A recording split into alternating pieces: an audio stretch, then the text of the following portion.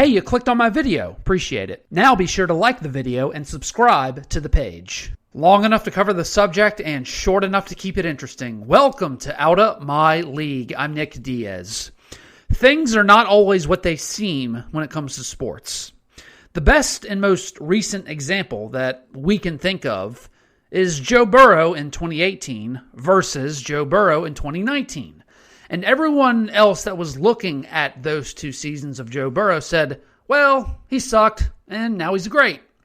That's what it seemed, but when a lot of us who know that Joe Burrow didn't suck, we really knew that he didn't come until fall camp. He was shaking off rust from 3 years of not playing. He didn't take first full team reps until the week of game 1 against Miami. The passing scheme was running a scheme from the 1990s, and LSU's wide receivers led the nation in drops, yada, yada, yada, yada. Things lacked context to everyone else, and they were not what they seemed. LSU now has a quarterback battle on their hands, and here's what we've heard through the halfway point of spring practice through a lot of reporting. Early on, it was said that Myles Brennan in the first week, he looked the best in spring practice. We heard one of the first days he threw a touchdown bomb like 60 yards down the field to Jere Jenkins. It was awesome. Last week, we heard that early on in last week, Jaden Daniels had the better practices and he was starting to emerge. But as Brody Miller is reporting of The Athletic, that the surprised quarterback that has actually been the most consistent throughout from the first practice up until now is Garrett Nussmeier. So, does that mean Garrett Nussmeier is going to win the job? No, I still don't think it's so, because here's the context that can be explained through all of this, all of that reporting that's, I believe to be true and credible when it comes to how the quarterbacks are looking in practice. Garrett Nussmeier, he's looked the most consistent, right?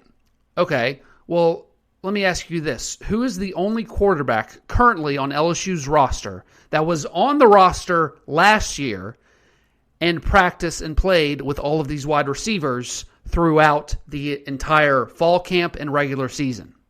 It was Garrett Nussmeier, because Myles Brennan was hurt all last year, including fall camp.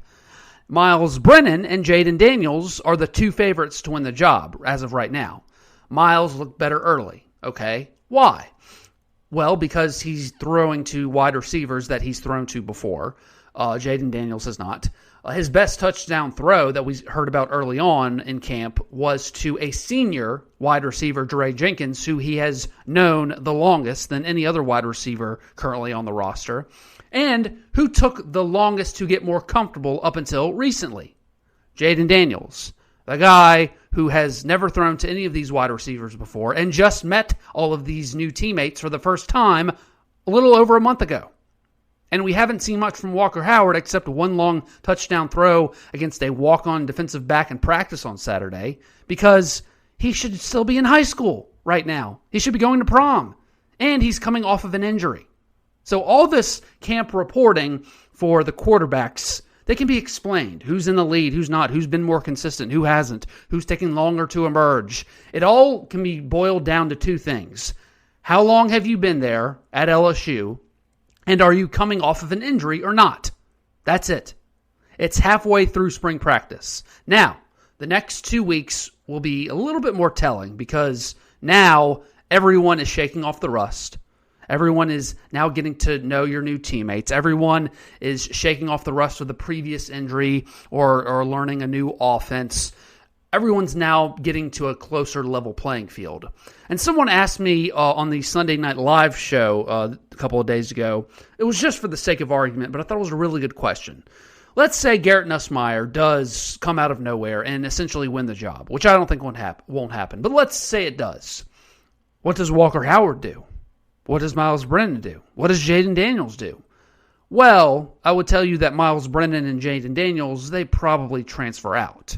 Walker Howard? Well, I think he stays, because Walker Howard has made it evident that he is willing to sit and learn. More importantly, Walker Howard's dad, Jamie Howard, a former LSU quarterback, has made it very evident that he wants his son to sit and learn before playing. He understands this because he played quarterback at LSU in the SEC, and he knows how getting a young quarterback out there too early can actually ruin their career. Walker Howard would only have to sit for 2 years behind Nuss if that happens, because Nuss would probably leave for the NFL after his redshirt sophomore season. And you usually only see quarterbacks transfer if a younger quarterback beats them out or the quarterback in the same recruiting class wins the job over them. But I don't think that's going to happen. I think Jaden Daniels is going to be named the starter for really 2 reasons. One, it's not always about who's starting the best player. It's about starting the right player. I don't think Jaden Daniels has to be the best graded quarterback at practice to win this job in the offseason. He just has to be good enough at practice. Let me explain. LSU still has question marks on the offensive line, right? Tyler Steen, the Vandy offensive tackle, is now committed to Bama today over LSU and others. You have to find another way to fill in the other tackle spot.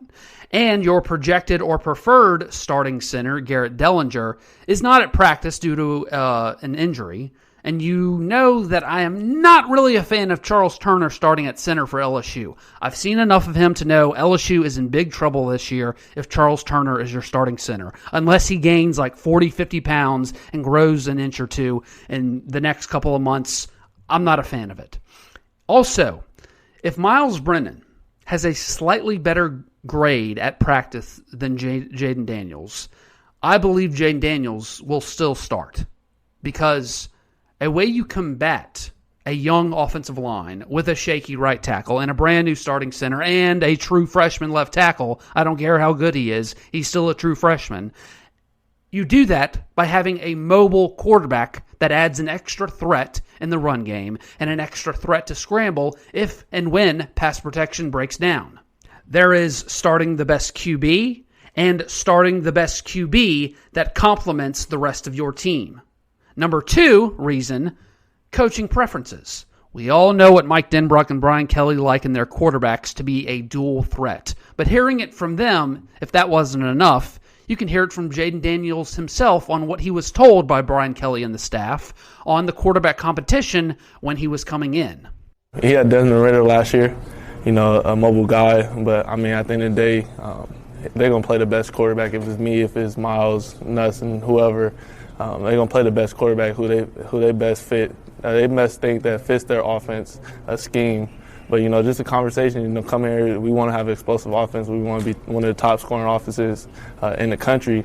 In order to do that in the SEC, you got to have good quarterback play. So at the end of the day, it's not really about me, but at the end of the day, just going to play the best quarterback who fits the offensive scheme. The first words out of his mouth, he said Mike Denbrock had a mobile quarterback in Desmond Ridder last year, and they need to find a QB that, quote, best fits their offensive system, end quote. Look, we will know more after spring game in 2 weeks, but the tea leaves are there to read, and I've been reading them this entire time, and until further proof, I'll stick with my prediction that Jaden Daniels will be the starter against FSU in Game 1. Thanks for listening to Out of My League. If you like what you heard, be sure to like, share, and subscribe, or follow me on Twitter and Facebook in the description link below.